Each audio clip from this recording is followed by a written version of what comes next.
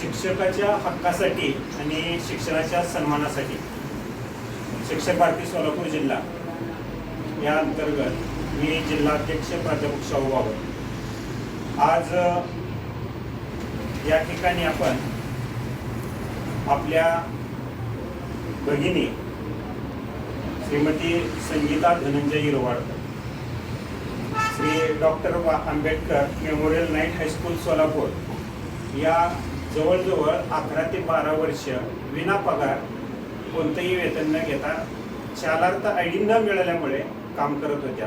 अतिशय हालाकीच्या परिस्थितीमध्ये त्यांचं जीवन हे आतापर्यंत व्यतीत झालेलं आहे.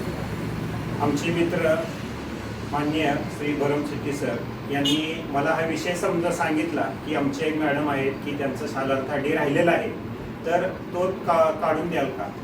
तर मी त्यांची फाईल मागवली आणि त्याचा अभ्यास केला. त्यांनी मला जवळजवळ 10 दिवसाच्या पूर्वीच ही गोष्ट सांगितली होती. आज आपण त्यांना शालार्थ आय डीचं पत्र शालार्थ मिळेल किंवा मिळालं आहे अशा प्रकारचं पत्र माननीय डॉक्टर गणपत मोरे शिक्षण उपसंचालक पुणे विभाग पुणे यांच्याकडून आपल्याला आज प्राप्त झालेलं आहे. म्हणजे त्यांना आज शालार्थ आय डी रीतसरपणे मिळालेला आहे.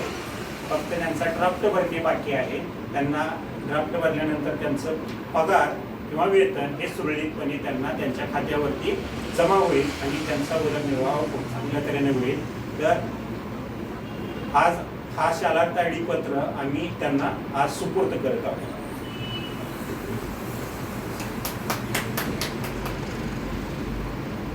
करू दे.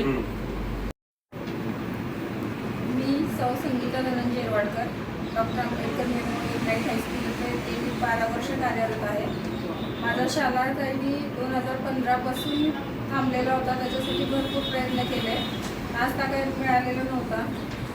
शिक्षक भारती संघटनेचे बाबर सरांनी आज मला शालार्थ आय डी मिळवून देण्यामध्ये यश मिळवलं आहे.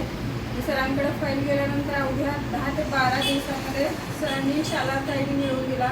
खऱ्या अर्थानं शिक्षक भारती संघटना शिक्षकांसाठी काम करते. एवढंच मी म्हणेन की एका उमेद हरवलेल्या शिक्षकाला उभारी देण्याचं कार्य या संघटनेने केलं. धन्यवाद.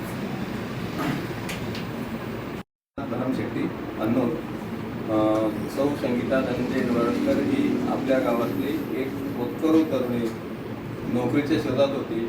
तिनं डॉक्टर आंबेडकर नाईट हायस्कूल येथे जागा निघाली असं कळल्यानंतर इंटरव्ह्यू दिल्यानंतर तिचं सिलेक्शन झालं. सिलेक्शन झाल्यानंतर तब्बल तिनं 12 वर्ष विना वेतन आणि ते ऑफलाईन पद्धतीने त्यांचं शिक्षण सेवक या पद्धतीचा पगार पण निघाला. पण शालार्थ आय डी नसल्यामुळं त्यांनी 8 ते 10 वर्ष विना पगार विना अनुदान उमेद न बळता आता सगळं सोडून मी आता बस राजीनामा देऊन घरी बसते इथपर्यंत त्यांना आणलेलं होतं. पण शेवटी एक पर्याय म्हणून मी बाबर सरांना ही घडलेली घटना सगळं सविस्तरपणे सांगितलं. त्यांचं फाईल त्यांनी रीतसर बघितले. या फाईलमध्ये तर काही त्रुटी नाही. तुम्हाला शालार्थ आय डी मिळाला काही प्रॉब्लेम नाही. आपण जाऊ पुण्याला म्हणले.